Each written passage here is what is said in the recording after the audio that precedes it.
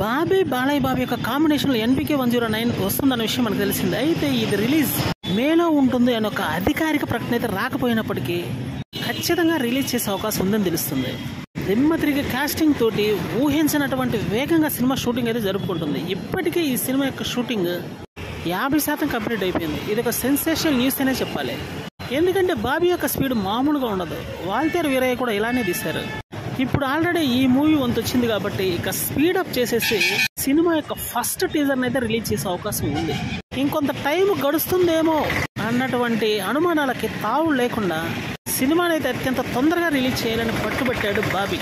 మధ్యలో 8 నెలల గ్యాప్ వస్తుంది అని అంతకుముందు ఒక రూమర్ వచ్చింది. కానీ ఇప్పుడు కావాల్సింది సినిమా ఎంత తొందరగా కంప్లీట్ అవుతుందో అన్నదే. ఏది ఏమైనప్పటికీ బాలయ్య బాబు అభిమానులందరూ ఎంతో సంతోషంతో ఉన్నారు ఈ మూవీ తొందరగా రిలీజ్ అవుతున్నందుకు. ఈ మూవీ మీద ఉన్నటువంటి సంచలన ఎక్స్పెక్టేషన్ ప్రకారం మూవీ కూడా బ్లాక్ బస్టర్ హిట్ కొట్టే అవకాశం గట్టిగానే కనిపిస్తుంది.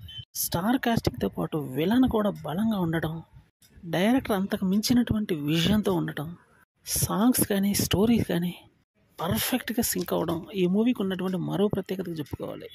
ఏదేమైనప్పటికీ ఈ మూవీ భారీ హిట్ అందుకోవడం ఖాయంగా కనిపిస్తుంది.